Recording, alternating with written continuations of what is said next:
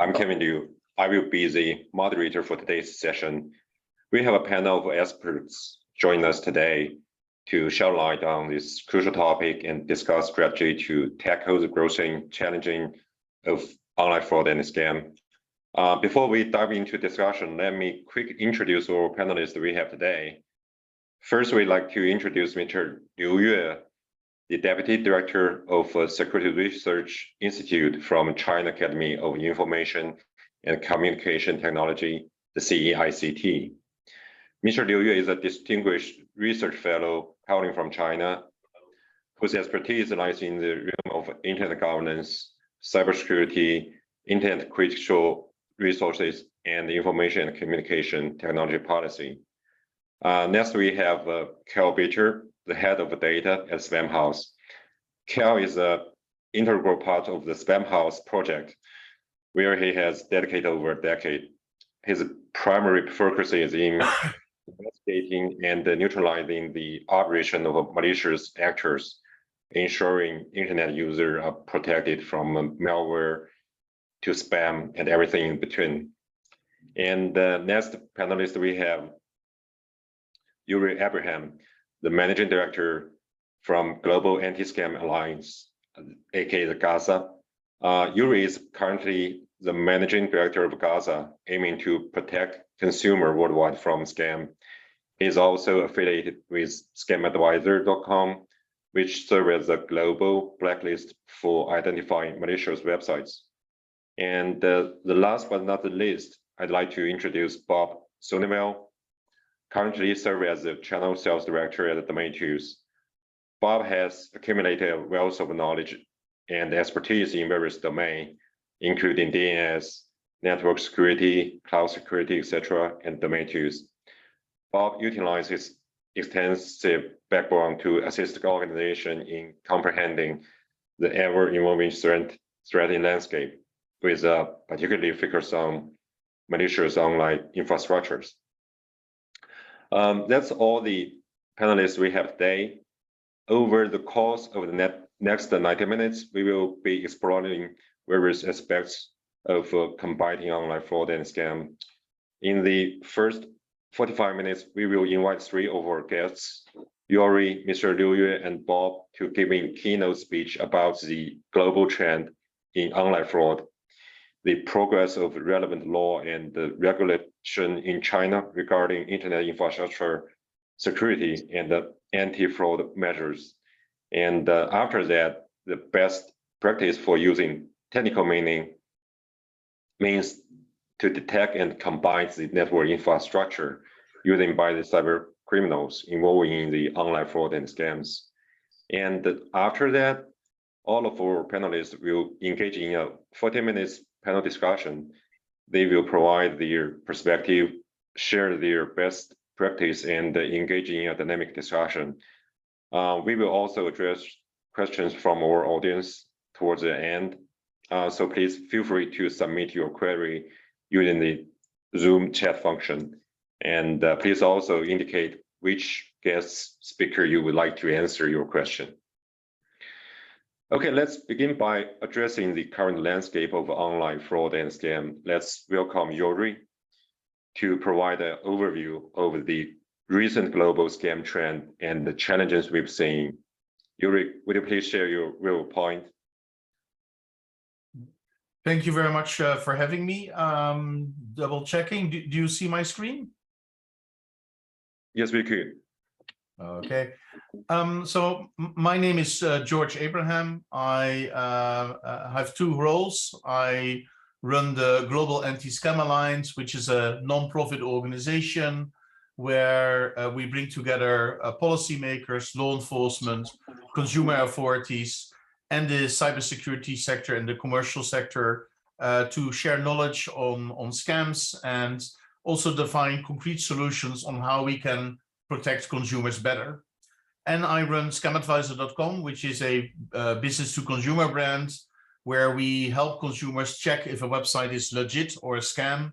We're growing very quickly at the moment. We have more than 5 million consumers every month checking if a website is legit or a scam. But more importantly, We also share our data with as many organizations as possible, like antivirus companies, internet filters, registrars, registries, hosting companies, to help them keep their infrastructure clean or warn consumers about scams. So as I said, our mission is to help consumers not get scammed, and maybe briefly show what Scam Advisor does. So as I said, we have 5 million visitors. They can type in any website they like, and we run a real-time analysis to see, is this website legit or possibly a scam? And we also try to explain to consumers why we think it might be a scam or it's more likely to be legit. And at the end of this year, we also hope to expand towards helping consumers check email addresses, phone numbers, and cryptocurrency addresses. Maybe taking one step back, what are scams? Scams are a weird kind of crime. It's the only crime you can fall for. And that makes it a special crime because you as a victim play some role in unfortunately sharing money or sharing data with the criminal. And as a result, scams are treated very differently from other cybercrimes. It's also a vague crime because where does bad service stop and where do scams start? I mean, if you would go to Trustpilot or SiteJabber and would look up Apple or ASOS, you would probably think they're scams, which of course they are not. So how we define scams is when there's a huge gap between the product or service being promised and the actual product or service being delivered. And that's it's a gray zone. So it's not always easy to say this is a scam or this is legit. It might be a scam. And there are hundreds, if not thousands, of different kinds of scams. We see it with products and services, investments. I think we all have received the Nigerian prince email promising us millions of dollars. We only have to give our credit card details. But the most common scams on Scam Advisor are online shopping scams. Most people check if a website is legit. And I usually, if we are in a room, I ask the audience, what do these ads have in common? And everybody always says, well, it's too good to be true, which is absolutely the case. But the second thing these ads have in common is often not determined, and that's that they're all on Facebook. So apart from online shopping scams, the second largest scam we see are investment scams. And I think most of us will recognize these kind of promises as a scam. But if you live in a country with 70% inflation and you don't have financial knowledge, you might even fall for these. What we do see is that scammers are becoming more and more refined and better. Last year, we had the Squid Game crypto scam.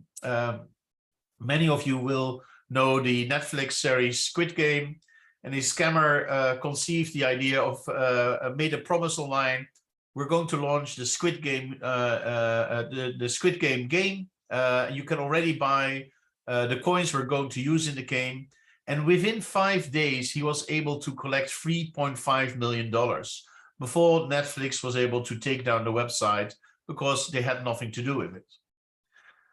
Of course, in some cases, the victim might know better. I mean, if you're trying to buy a verified PayPal account or a gun or a driver's license or your visas, you will not go to the police saying, hey, I ordered my master visas online and it was never delivered. And in some cases, scams are nearly too incredible to work. A Japanese lady a few months ago paid $35,000 to an astronaut.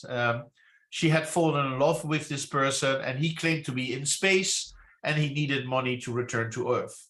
And we see that, and well, we can of course smile a little bit about this kind of scam. We see that scammers are very, very good marketeers. They're probably the best marketeers we have. And they use every event, every crisis, and every trend to scam people. And in the end, I will get back to that later on, I think anybody can get scammed. It's just one moment of not having the time, not being aware, or having a personal crisis. And that's when scammers act and they take your money.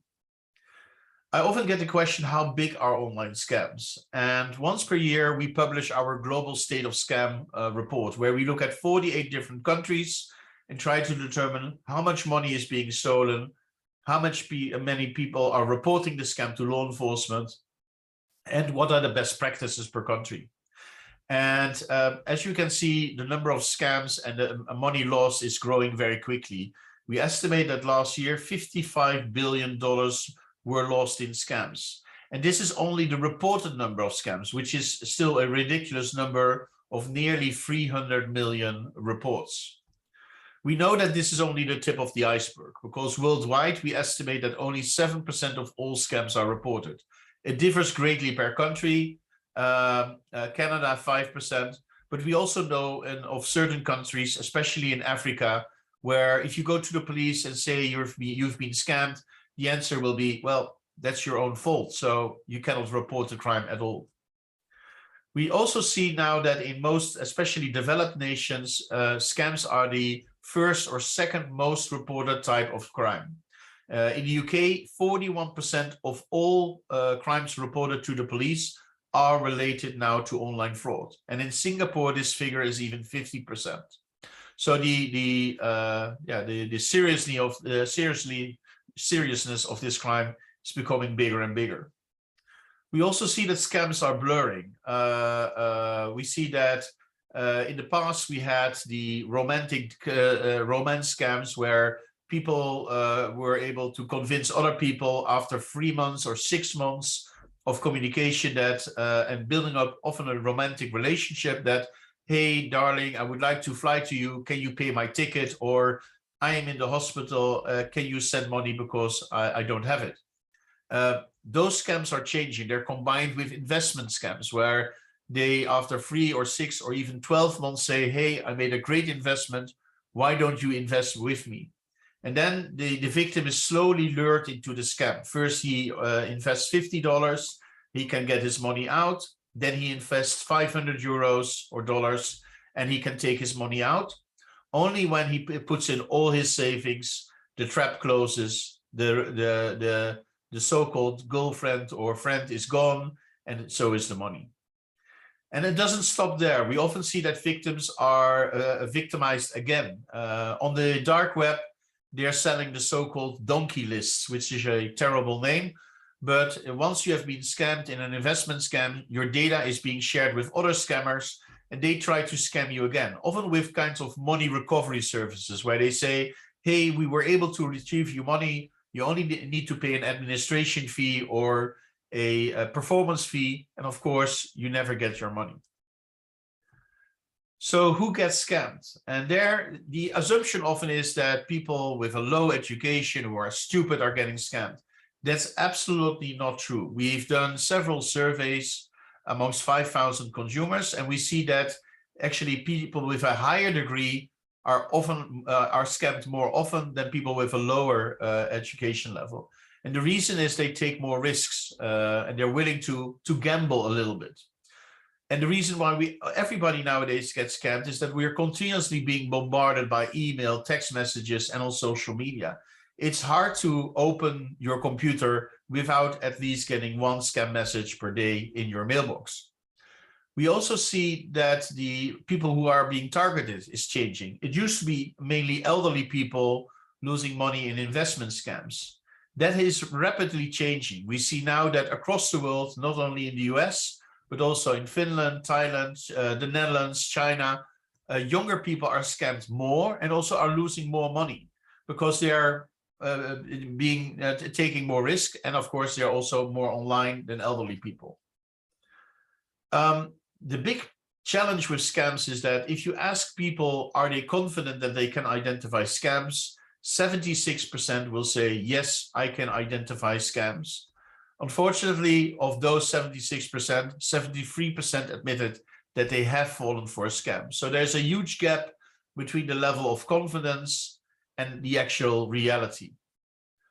We also see that scammers are going pro. I think many of you have heard about the prison camps in Ghana, Nigeria, but also in Southeast Asia, where more and more people are taken actually hostage and are forced to scam others. And it has become a very big industry. We also see that on the dark web, scammers are professionalizing and offering part of the scam, being very good at getting your social media details or being able to launder the money. So they're specializing, and you can order those services right away online. They're also becoming more refined. So one of the websites we came across is the International Financial Market Relations Regulation Center, which looks very official. But we checked out several of the websites they certified, and we think all websites are very, very, very high risks, offering very high returns. We also now notice that scams are becoming unrecognizable. I mean, if you want to get an ID online, it's for €9. You have your own passport from America or your driver's license from Germany. You can click it, you can add your data, and within 5 minutes, you have a digital version of your passport. We also see that using AI, now the scammer can create any face he likes, which is not comparable to anybody else. All the photos you see here are people who do not exist. And of course, we have the deep fakes, and we also see that scammers are starting to use this. Here on the bottom left, you can see the real person, but the victim thinks he's speaking to an elderly white male. So our conclusion is that scammers are winning. We see that it has become a booming business where every country seems to have its own type of scam specialization. So we see a lot of subscription scams coming from Cyprus, fake products from China, and the Netherlands, my own country, unfortunately, is very well known for bulletproof hosting. Scams are out of control. As I said before, 41% of all scams now reported to the UK police are related to online fraud, but only 2.5% is prosecuted. That doesn't mean they end up behind bars, they're just being put on trial. Worldwide, the figure is, according to the World Economic Forum, 0.05%. So at the moment, cybercrime pays very little investments, very high returns, and hardly any chance of getting caught. So how can we turn the tide? There's a lot of attention about building scam awareness, but what we have seen in recent research is that scam awareness does not decrease victimization. What it does is it helps to make the victim or the consumer more aware of scams, and it helps them identify the simple scams, but it also builds confidence. And as a result, people become overconfident and can get scammed again. Also, there's a lot of focus on KYC, but KYC only works to some extent. I mean, we've seen it with the Danish registry. By asking for an ID, they were able to drop the number of online shops selling fakes using the .dk TLD very rapidly. But very honestly, last April, we launched the Scam Advisor coin. We registered at Company House in England, so we became a formal UK company, but we used the names Bernard Madoff and Charles Ponzi as directors for our company. We were approved within seconds, we paid £12, and we had a legit looking company in the United Kingdom. And we were earning $11,000 with our scam in 10 days towards the 1st of April. So what we're trying to achieve with Gaza is to bring together all organizations which have which try to make the internet a slightly safer place. And at our last summit, we defined 10 recommendations to turn the tide on scams, from raising awareness to building a global fraud database to share internationally. And I would very much like to invite you to join our next summit in October. It's free, hybrid, and if you like, I'm also very willing to give you a free ticket to join our summit and to work on these 10 recommendations, to turn them from recommendations into concrete actions to better protect consumers worldwide. What else can we do together?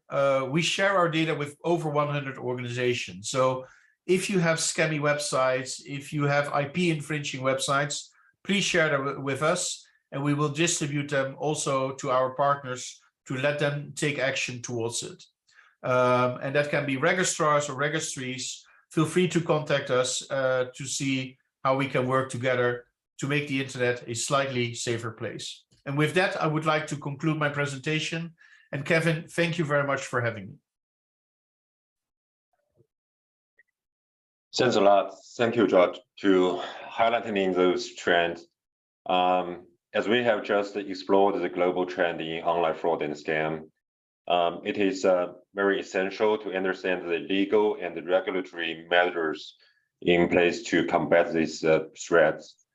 Now, it's my pleasure to introduce our next panelist, Mr. Liu Yue, who will enlighten us on critical role of the law and the regulation in DNS, as well as countering online fraud and scam.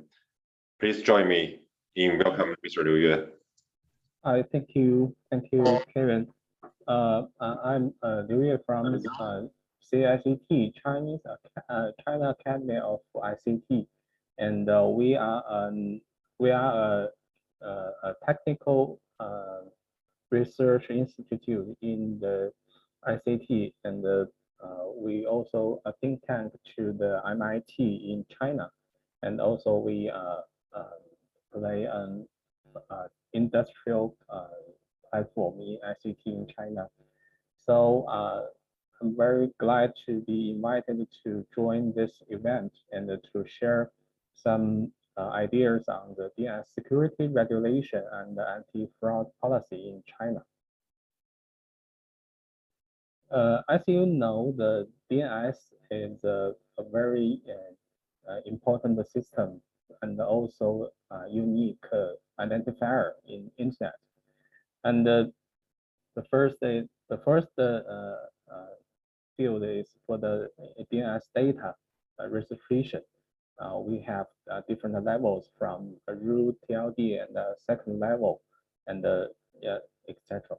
And also we have registry, registrar, and also reseller, and to provide the registration service to the registrant. And for the service resolution service, we have also different levels root servers, like root server, TLD server, second level domain server, and so the internet users to access to the recursive server as a resolver or cache to find their website IP address, and all the applications. I think not all, but the most application like website, mobile app, email, e-commerce, like such as this. They also use DNS to be a name and to be entrance for their application to the users, like www.example.com. You can find the map which among the net links and the DNS and also IP address.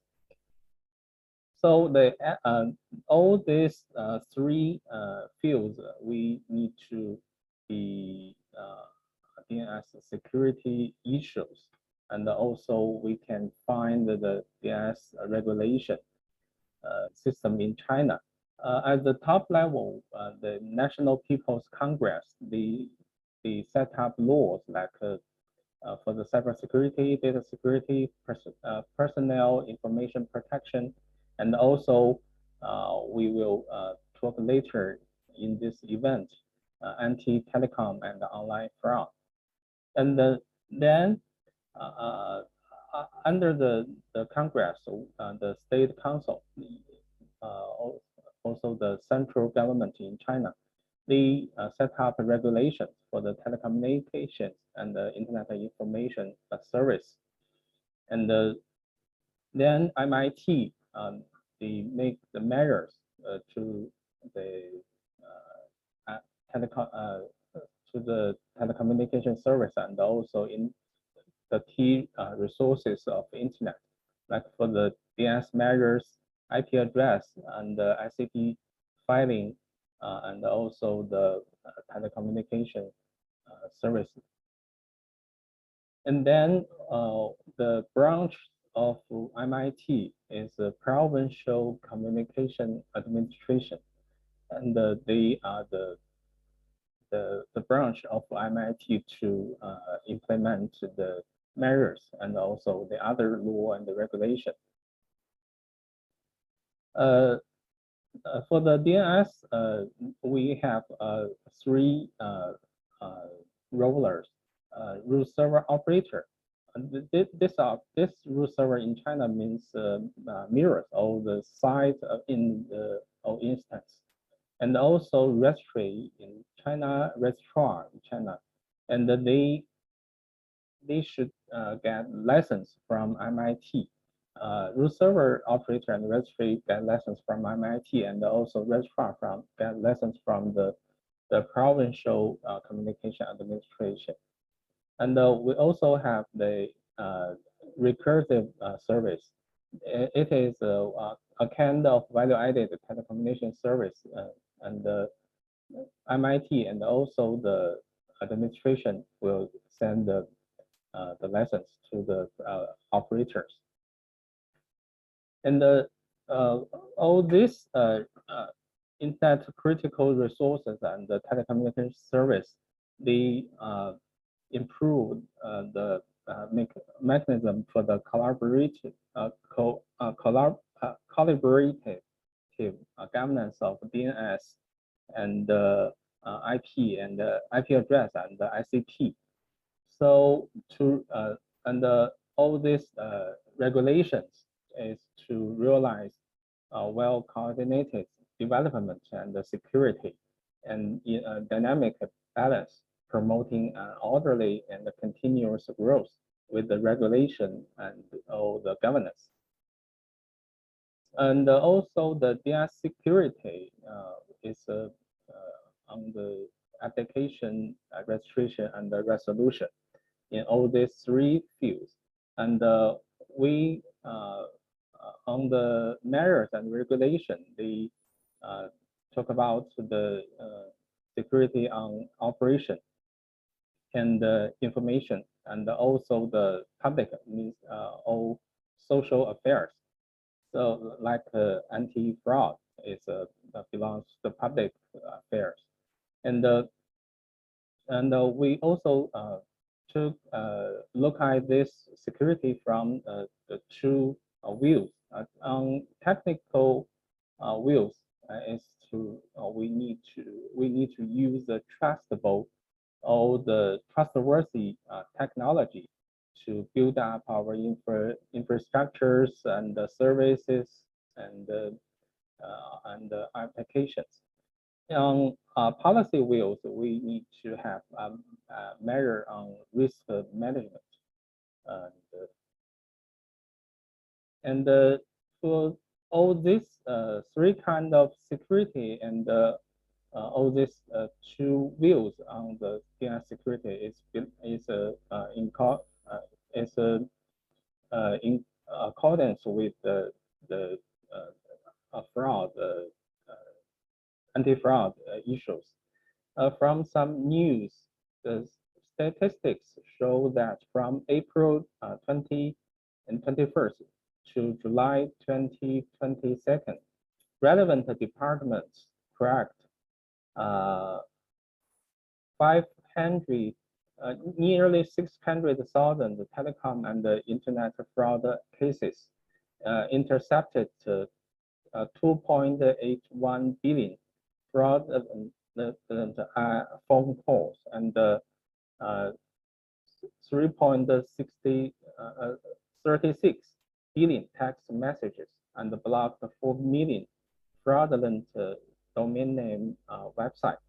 Although the trend of such fraud has been effectively curbed in recent years, it cannot be denied that more such cases and the hidden dangers exist. And so facing this situation, the Congress make the anti-telecom and the online fraud law. It took 1.5 years from it began drafting from the April 2021. Then October's first read and the public comments. In the last year, second read and third read and adopted by the Congress. And all this law come into effect on December 1st. This law included 7 chapters, and then I list the chapter name in the screen. And I will introduce the chapter 2, telecommunication governance, and also the internet governance. And I think these 2 chapters are very relevant to our issues and to the DNS security. And this law asks to set up a working mechanism. The State Council is to establish a working mechanism to countering fraud and coordinates the efforts to crack down on governance. And the local governments, from the provincial to the local governments, at all levels are organized and lead efforts to counter fraud within their administrative regions, determine target tasks, and the working mechanism for countering fraud and carry out comprehensive management. And the public policy, the public safety ministry, and also their branch that take the lead in this countering network, in this countering fraud, and the relevant departments such as finance, telecommunications, cyber affairs, and the marketing regulation or marketing supervision.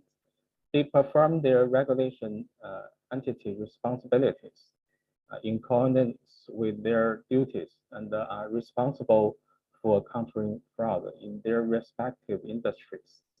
And the people's curve and the people's curricular rhetoric, they give play to their functions to prevent and punish fraud activities in accordance with law. And all these operators, providers, they bear responsibility to risk prevention and control, establish internal control mechanism and the security responsibility, a system for countering fraud, and strengthen security assessment of fraud-related risks in a new business. And for this, I will introduce some key points on telecommunication and the internet governance. For the telecommunication business, operators shall fully implement the system for registering the identity information, the subscriber identity of the users and also the numbers of telephone card, means the SIM. They shall not exceed the limits of relevant regulations. And also every user, they can check how many cards they have registered to find if whether some cards are used by the criminal persons. And where it is determined that they are card application circumstance, the operator has the right to strengthen verification or refuse to apply for card. Also, the operators shall establish a risk assessment system for IoT card user and limited the activation functions, uses scenario and the applicable device of IoT cards. And they shall establish a monitoring and early warning mechanism for the use of telephone and the LD cards. If some abnormal cards are involved in fraud identified by monitoring, the operators shall conduct differential and corresponding verification measures based on the risk level. Operators also shall regulate the transmission of transmission lines. That means for the line resources, and also the equipment and the software to prevent this for the fraud usage. And for the internet, some very similar to the telecommunication services, like user identity and accounts, and also the APP lessons and the filing. And also under the, I want to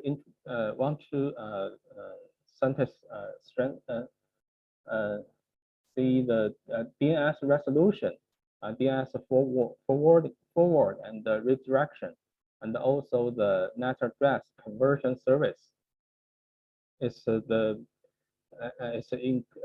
included in this law, and to strengthen the internet, all these service providers shall follow relevant national provisions to verify the authenticity and accuracy of this service, and regulate domain name relay record and retain log information for the corresponding service provided, and support the resolution for the relay and conversion reports. And also, I think for this field, we need for the international cooperation. And the last piece is to introduce some work of CAICT. And we set up a platform for the anti-fraud under the guidance of MIT, and also the cooperation with the whole industry, like the telecommunication operators, and also internet companies and security companies. And we also support the law and the policy drafting, like the anti-fraud law. It's our work. For the telecommunication and internet companies, the key results from CAICT. And also we crowd public service with the platform, like to provide the users, they can find the numbers to the phone numbers under their name, and to find the accounts with their phone numbers to registering. And also we provide the technical support to all the operators, and making standards, making measures, and to collect the best practice of the industrial practice, to show how to effectively anti-fraud. And also we gather all the stakeholders to work together to protect the users' rights and their treasures. So that's my introduction on the DNS security regulation and anti-fraud policies in China. Thank you very much. Thank you, Kevin. Thanks very much, Mr. Liu Yue, for sharing the excellent insight about the latest progress and the status about the law and the regulation in China, along with the statistics about the anti-scam and the anti-fraud progress. So let's moving on. Let's discuss the role of technology in combating online fraud and scam. Let's welcome Bob Sonneville to share how to use DNS technology as a tool help to detecting and preventing fraudulent activities. Bob. Good morning, Kevin. Thank you all for having me on this meeting. Let me try to share my PowerPoint here. There we go. Slideshow. Start. So I'm Bob Sonneville. I have an excellent mustache guardian at DomainTools. Maybe the blurriness makes the mustache go away, but why for us is DNS forensics gold. DomainTools, for people that do not know about DomainTools, we have been around for more than 22, 23 years, mapping out the entire internet to detect and predict emerging threats, empowering security teams to prevent, mitigate, and investigate in progress or process attacks. So what's key at DomainTools with that 22, 23 years of historical data based on domain names, we are able to identify a domain name A that may visibly not be related to a domain name B, but we can find maybe connections throughout all those years of historical data. So before anyone else, we are able to see new domain names popping up out there that have been created, causing lookalike domains for banks, lookalike domains for government, all these different aspects. We will pick them up seconds, minutes after they are created. So that will help our teams to map out all these different infrastructures. It always, and I think always with a pinch of salt here, starts with DNS. So 80% plus, that's why it's always with a pinch of salt, attacks come from common threats. So it hosts malware, it has phishing, it has zero-day exploits, it has business email compromises. But what they all have in common is that they all have a domain name behind. A business email cannot be, or business email compromise cannot be sent without a domain name behind it. A malware typically, not always, is hosted on domain names. Phishing emails, they're all connected to domain names. So what we try to do is detect them, map them, track them to have that malicious behavior upfront and always present with your data in there.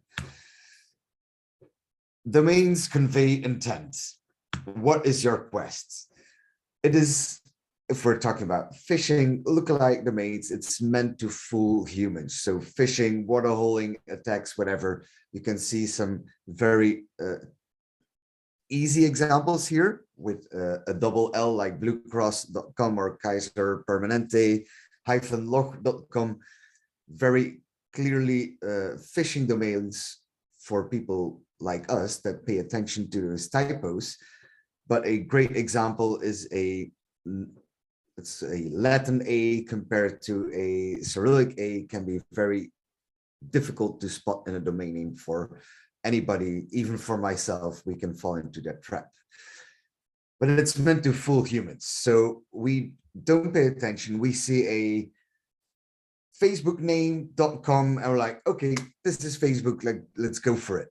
But it's also for the machine. So command and control, tooling, all these things, they use domain names to call back home, to send all that data back to their systems back at the threat actor headquarters, let's call them.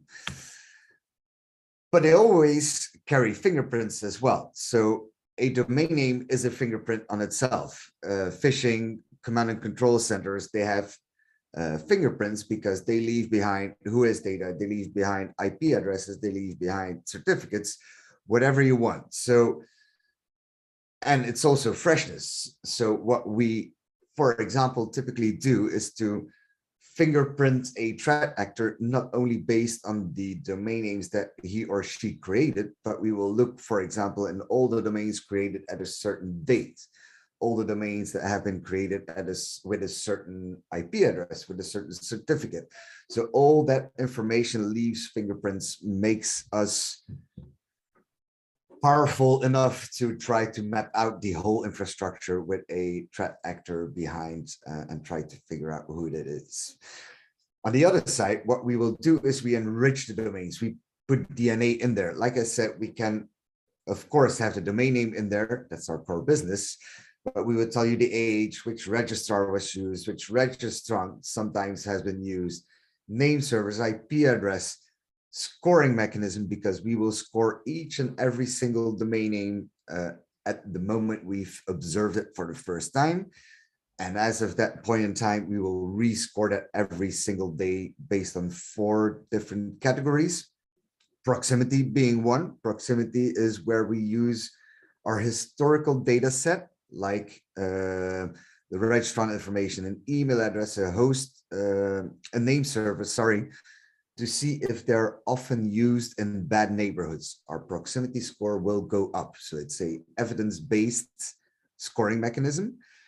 And we even have that score going from 0 to 100. And 100 means that we even observed this specific domain name on a third-party blocking lists, to give you even more proof that it's not only us that see that domain name as a bad domain name, but other parties as well in the sphere.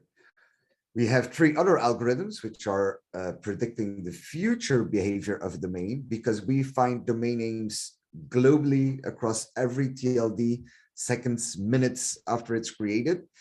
We try to predict the future behavior based on phishing, malware, and spam. Those are machine learning algorithms that will try to predict the future behavior of a domain name.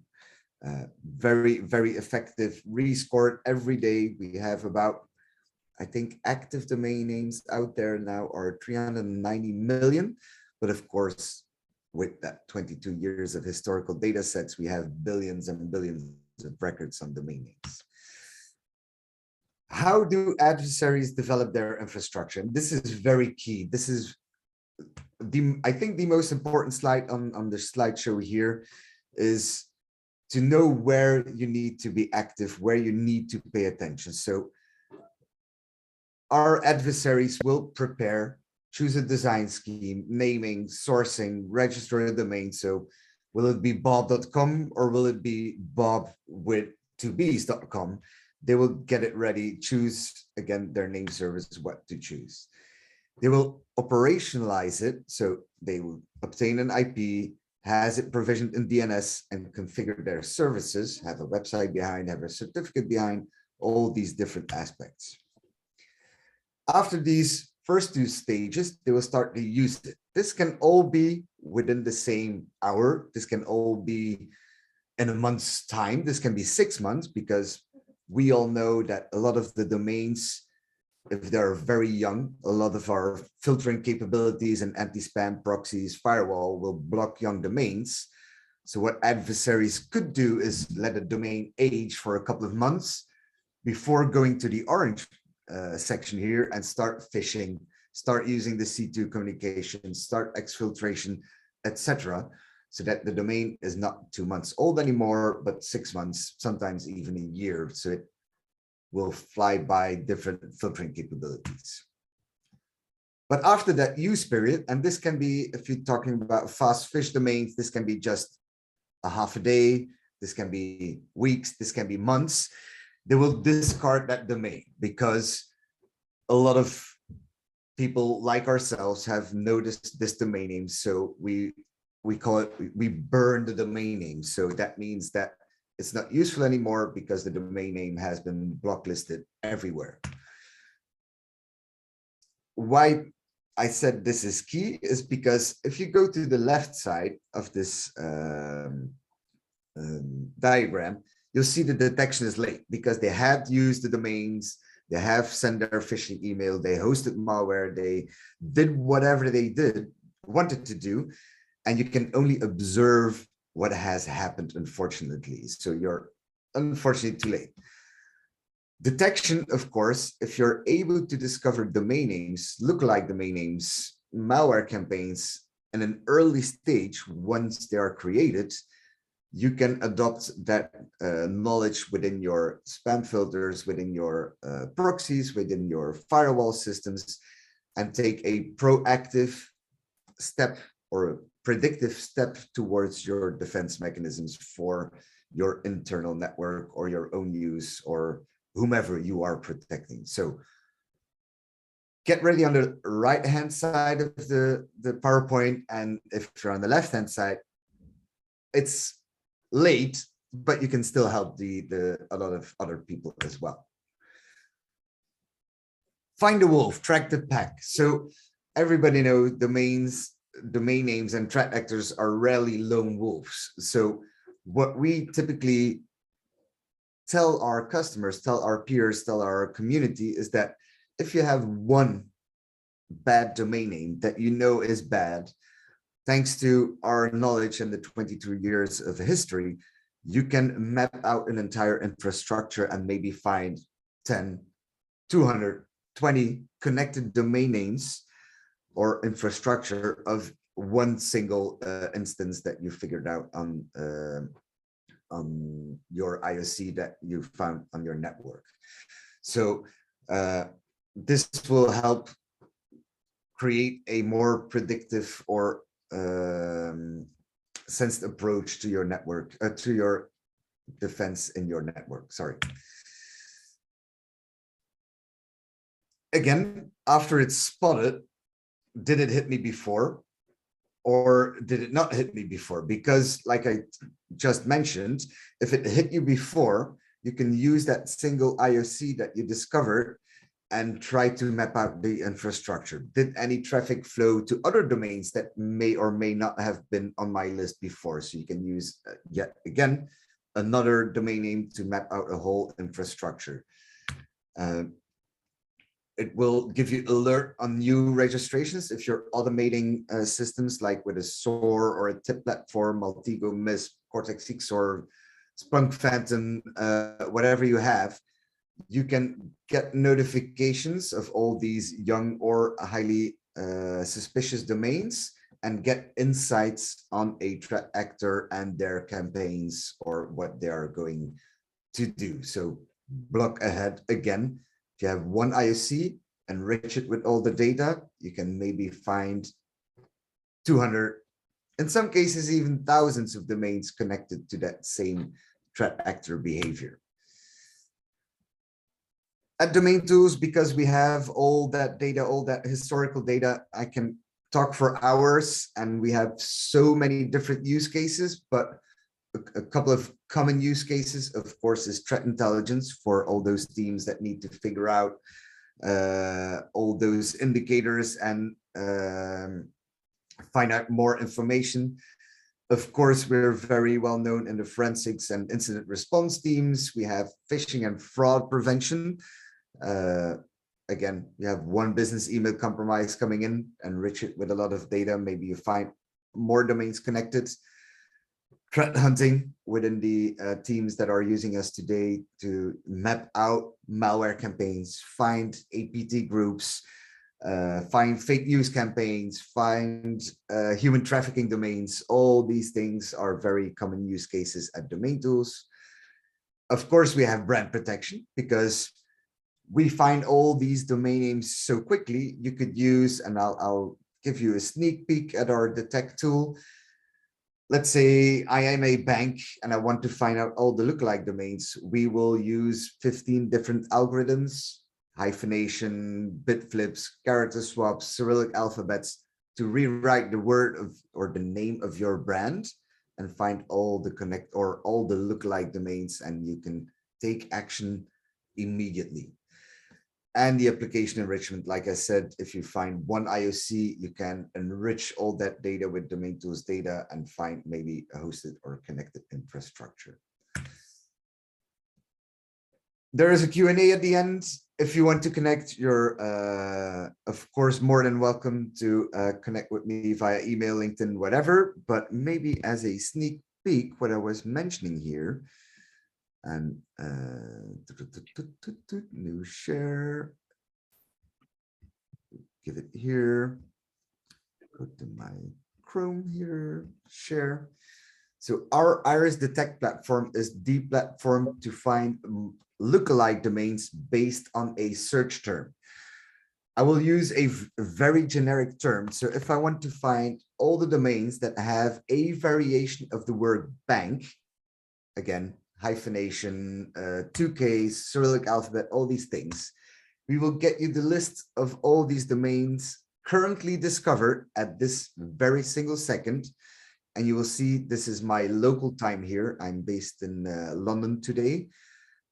My local time is 8:57. We discovered ubank6.cn at 8:51. So 6 minutes ago, 7 minutes ago, all these variations of words that contain bank, and we will capture from whois data to IP addresses to name servers to screenshots. Of course, this domain is only 6 minutes old. Maybe not everything has been done yet, but you can find name servers, screenshots wherever, but these are very young domains, but even young domains have screenshots in there. And our famous risk scoring, of course, in this case, everything above 70 will turn red. So if we go, if you're more a threat analyst and you want to find all the domain names contain a word login, you can find all these domains that are trying to scam you with a login page. This one was discovered only 3 minutes ago. Again, quick discovery, very important for all our customers to find all these domain names that can be difficult to find. Typically, of course, brand protection, find your own name in there, or even supply chain protection is key for domain supply chain management is very key for DomainTools customers. That's it for me, Kevin. I hope you enjoyed this presentation. I hope you enjoyed this very short demo. If you have more questions or you want to have more details, feel free to ask them and I will do the best to answer them as soon as possible. Thanks, Kevin. Thank you, Bob. Thank you, Bob, for your sharing. As we move forward, let's open up a panel discussion to all of our panelists. I'd like to invite each of the panelists to share your thoughts on some questions related to your areas of expertise. Again, we welcome questions from our audience.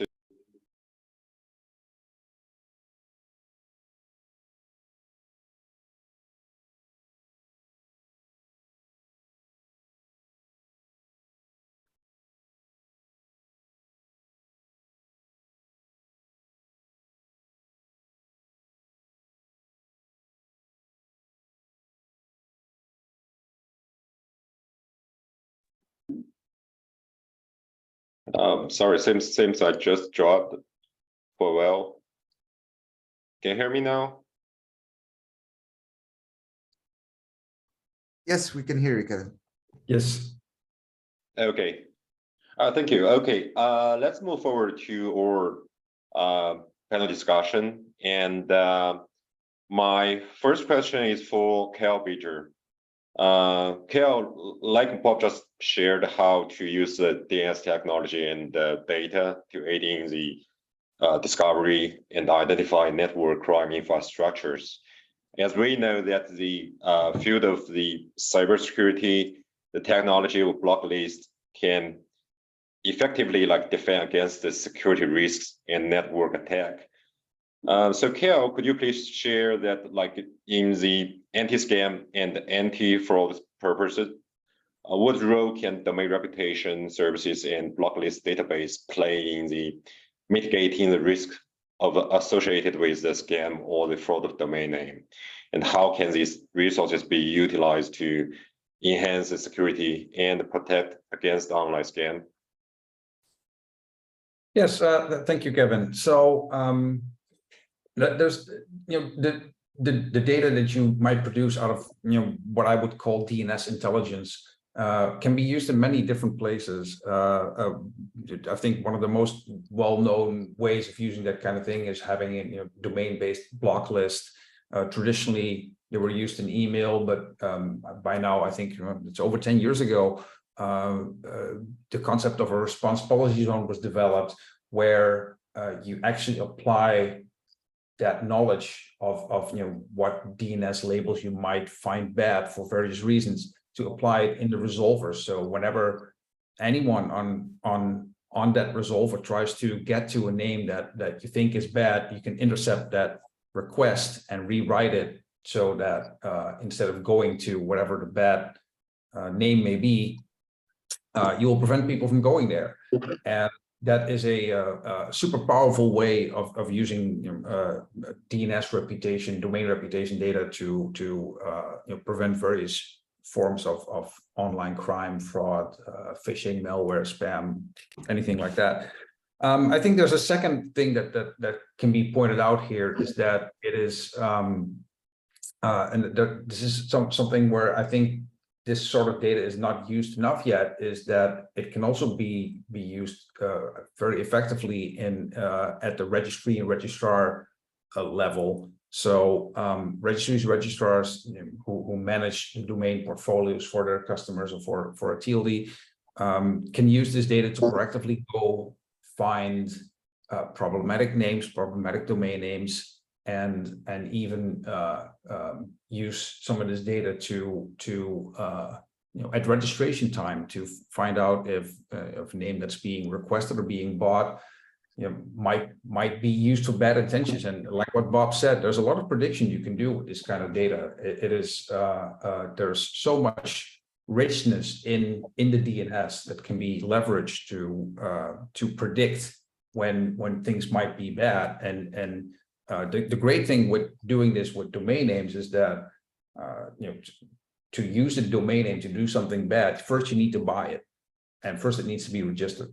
And this gives people who are on the defensive side, like us here, a window of opportunity to use that knowledge to prevent the crime from happening, basically. But you need to know it, and so applying this knowledge as early on in if you look at Bob's presentation, he had the circle. The earlier you can intervene, the better it is, and the more effectively you can protect the internet at large. Okay, got it. Thanks, Kel. And just like you mentioned, the registry or registrar, they could make a good use of the DNS intelligence data. And today we have many audience members from the domain industry, from the domain registrar and the registry side. So in your opinion, how can the domain registry, registrar, and also the hosting provider can collaborate with a cybersecurity organization like the Spamhaus to proactively identify and mitigate DNS abuse and domain names abuse? What other roles they can play in this circle? No, I think that registries and registrars, and also to a certain degree hosting companies, they have a little bit of a gatekeeper role where they are, I think, partially responsible for what happens. Not partially, they're partially responsible for what happens in their infrastructure. And in my opinion, they need to be fairly proactive in making sure that that people with bad intent are being kept outside of the door. As you already mentioned, KYC is a very effective way of dealing with that know your customer process. So if you look at the financial world in the last, let's say, 10 years, there's been a tremendous increase in know your customer processes. This is mostly driven by financing of organized crime, financing of terrorism, and the laws have increased quite dramatically in almost every country around the world to basically require financial institutions to do a certain level of checking on new customers and even on existing customers to make sure that they know who they're doing business with, and they know that the entities they do business with are not doing anything bad.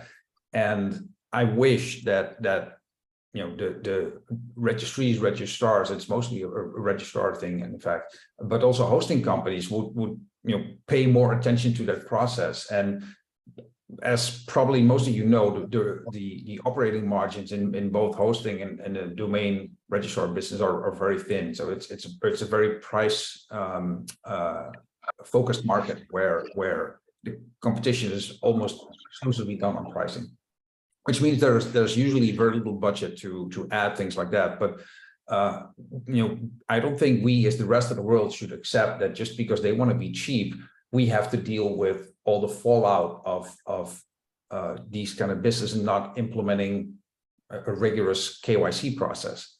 So in my opinion, that there's a lot of improvement that can be made there.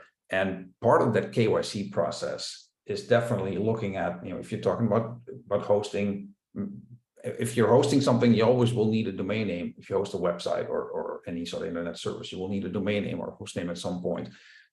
If you buy a domain name, you leave this enormous trail of data, and this can be leveraged by the hosting companies, by the domain registries, by the domain registrars to do a KYC process. And a lot of this can be automated. There's an immense opportunity here to use all this data to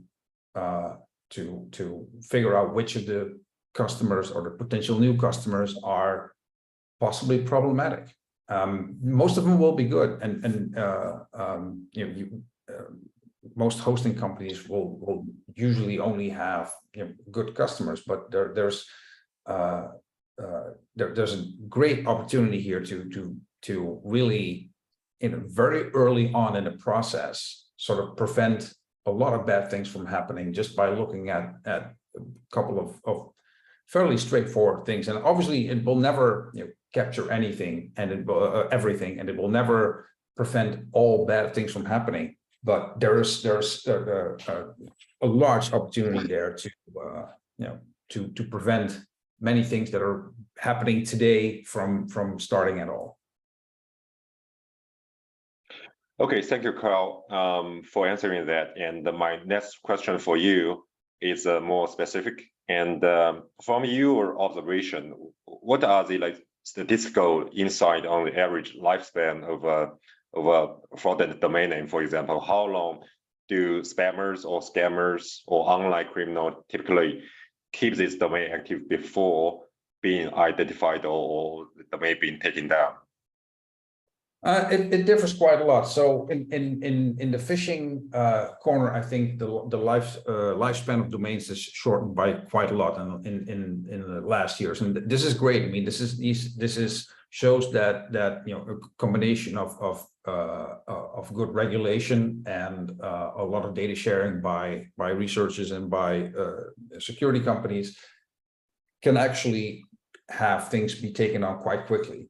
The phishing example, I think, is a good one because it's really codified in almost every registration agreement in either GTLD land or in most CCTLDs that domain names cannot be used for phishing, and that if a domain name is used for phishing, then the registrar or the registry has every right to take it down as fast as they can, which means that there's very little risk for everybody involved to say, okay, if we're sure that something is used for phishing, then we can take it down. It gets more difficult when you get to crimes that are less well defined, and as Yuri mentioned in his presentation, that it is sometimes a little bit hard to figure out what is a scam and what is bad customer service.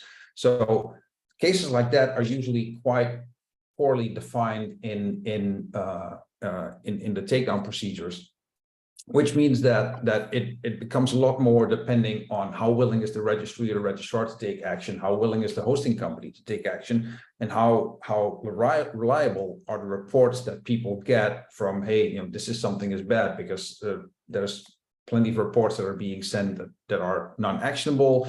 Then sometimes competitors try to create false reports against some other competitor. So it gets more difficult there. As Bob mentioned, there is another thing that's going on is sort of, I always call it aging of domains. New domains are inherently quite low on trust, and it is a well-established procedure in the in the security world to really distrust domains that are very new. As a result of this, there are plenty of cybercriminals who have figured out that before they use a domain for whatever bad thing they're going to do, there are many cases where it makes sense to say, you know what, I'm going to buy it, but I'm just going to let it sit wherever I bought it. And I'm not going to provision any DNS. I'm not going to set up any website. It's just going to stay there, and only after a certain amount of time they will activate the domain and start using it.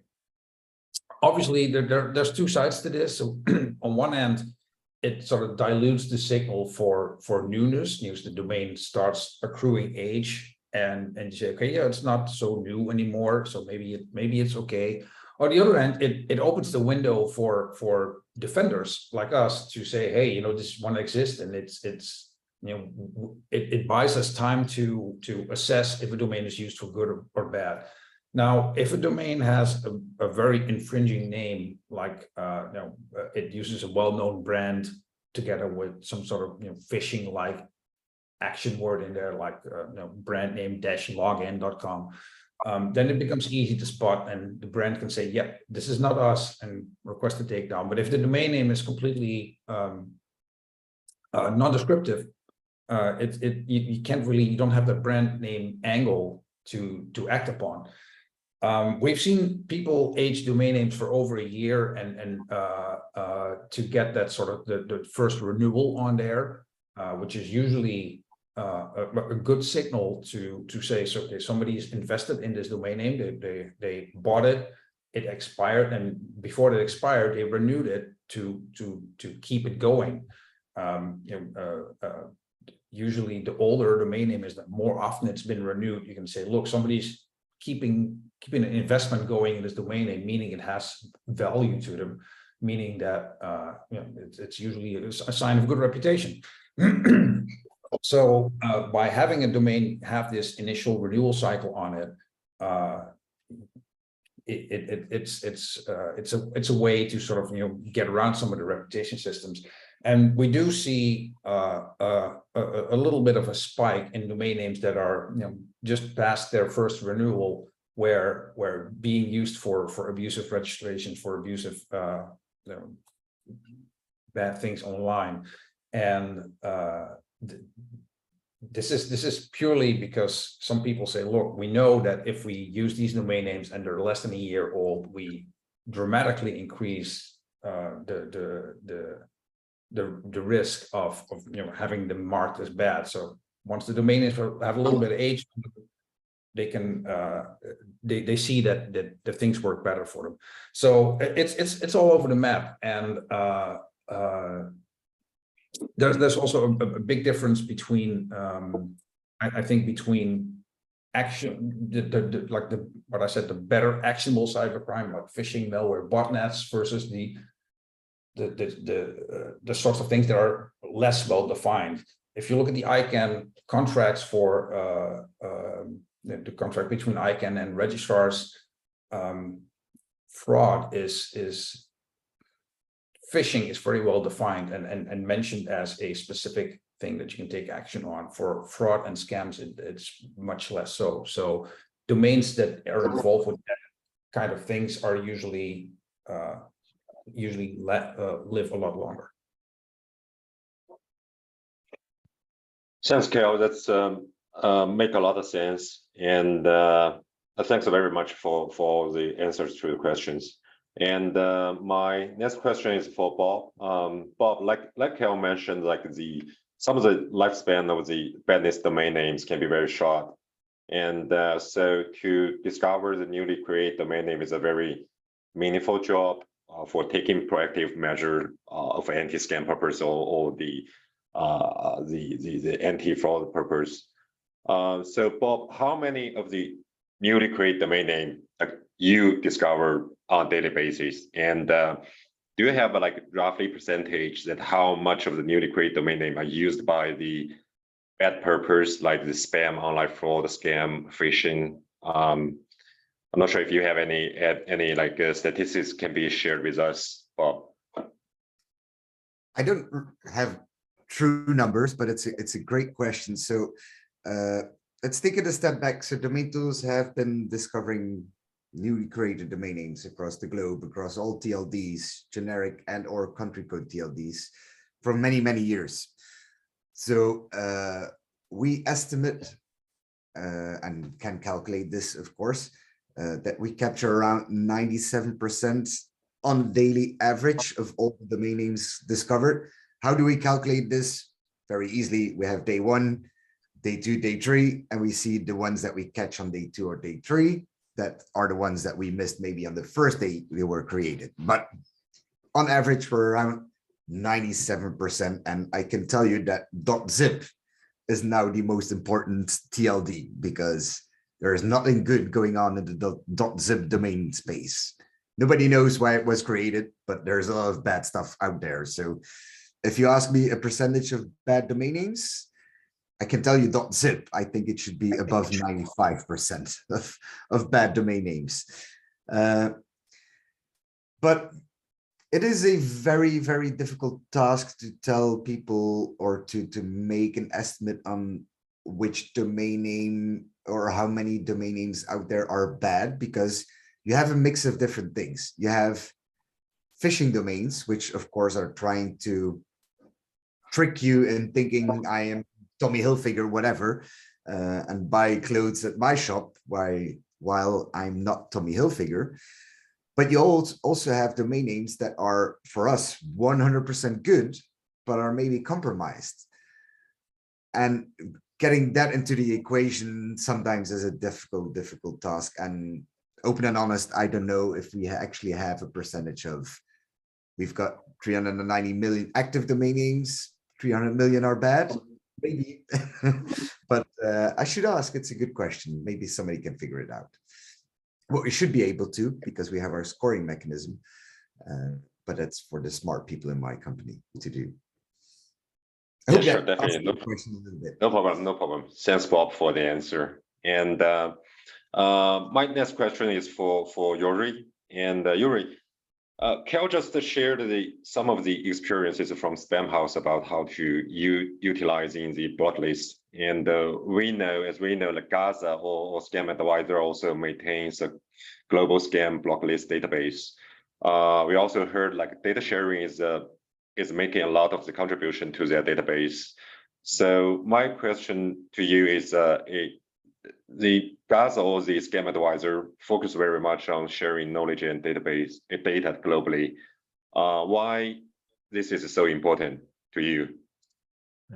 Where phishing and malware and phishing are black and white in most cases. I mean, it's malware, yes, no. A brand is being misused, yes, no. Scams is different.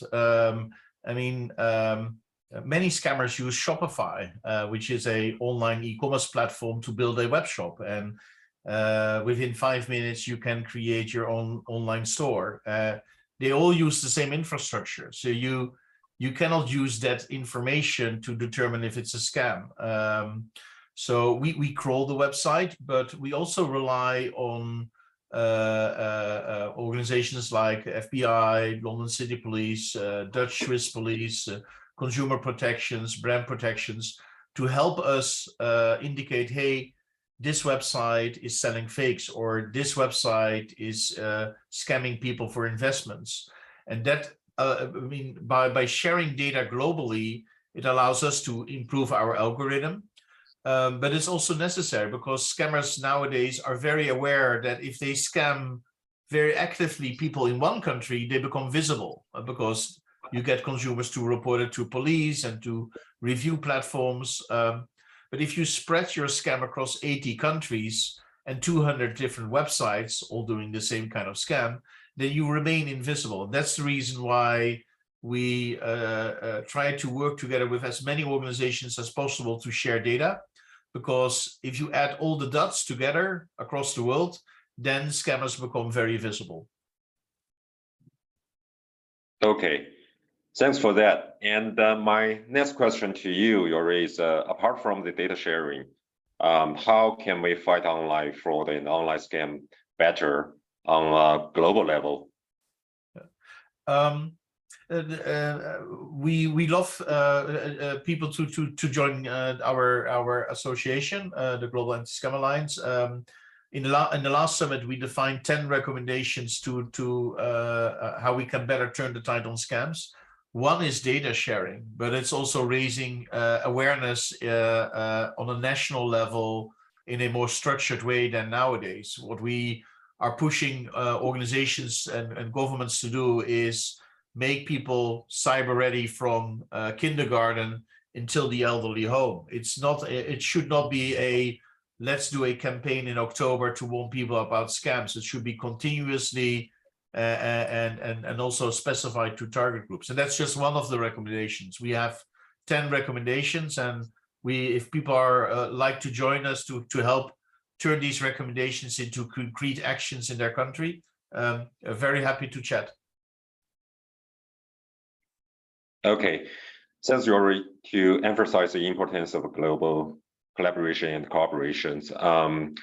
We also have some questions to Mr. Liu Yue also about the global cooperation and the industry cooperations. So Mr. Liu Yue, my first question to you is, what are the challenges and the solutions in dealing with the cross-border online fraud and the scam?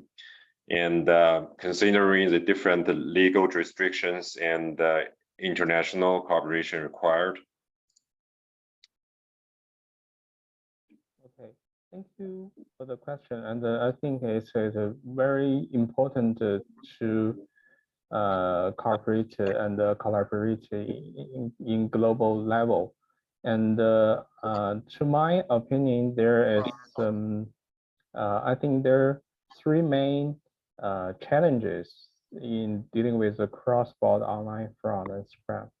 And the first is the rules and the regulations, since the different countries and the different territories have their own rules, regulations, laws, measures, and even standards.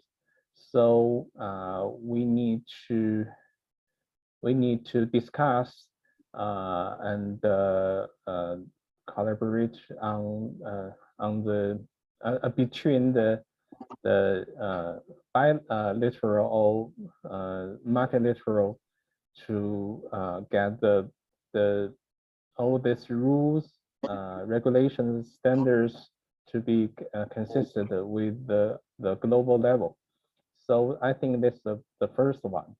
And the second is that for this online fraud and scams, the people, the criminal people, and the server for the phishing website, for the fraud app, and also for the DNS and IP address, and also the finance and the payment tools. All these are in the different areas. So, and also for the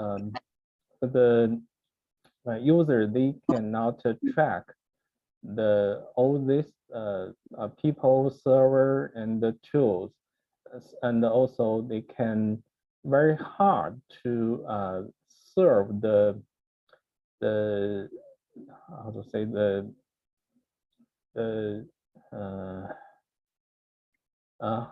to save the criminal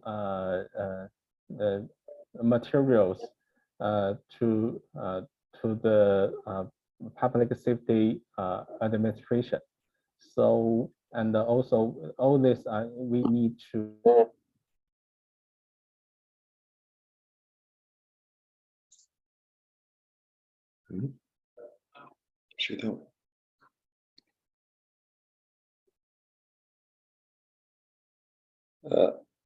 Hello, Mr. Liu Yue.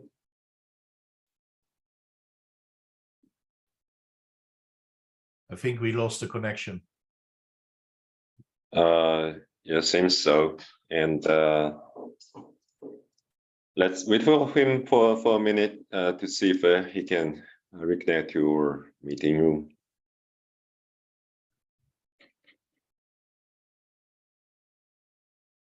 Hey, just to let all the audience know, like, feel free to submit your questions to all our speakers and in the chat bar. And yeah, we are happy to answer any of your questions in this webinar.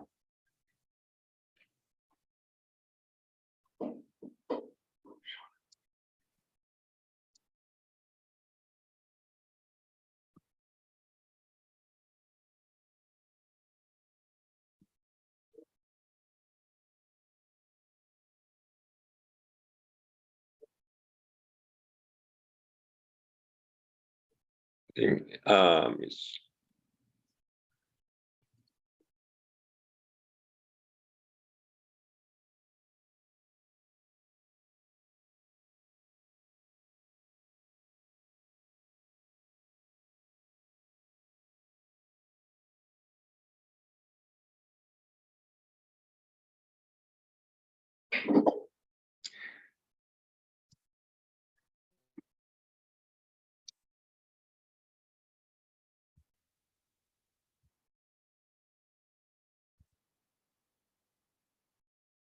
Kevin, may I ask a question to the other panelists? Yeah, sure, definitely. Go ahead, George. I'm not so familiar with ICANN as the other panelists are, but in the dating industry, it is becoming the norm that you identify yourself with your passport and a selfie, and we know who you are. And of course, money mules will always exist, but why can the dating industry afford a very simple 1 cent per verification mechanism, and why we're not using it in the domain space? Karel, Bob, any ideas why we're not doing that? I don't work for ICANN, and I don't work for a registry or registrar, so I can take a guess. Like I mentioned earlier, the domain industry generally runs on very thin margins, and historically, every effort, well, not every effort, but a lot of efforts that have been made to push more responsibility towards there is usually met by, but you know, we don't have the budget to do that. If we would, we become more expensive, and you know, we would lose clients to our competitors, because the industry is very heavily price dependent. And this may be true. I don't know, but in a case like that, you would say, look, you know, usually you would say, you know, if there's actual problem, and I believe there is, even though you know, it is contractually required that people verify the identity.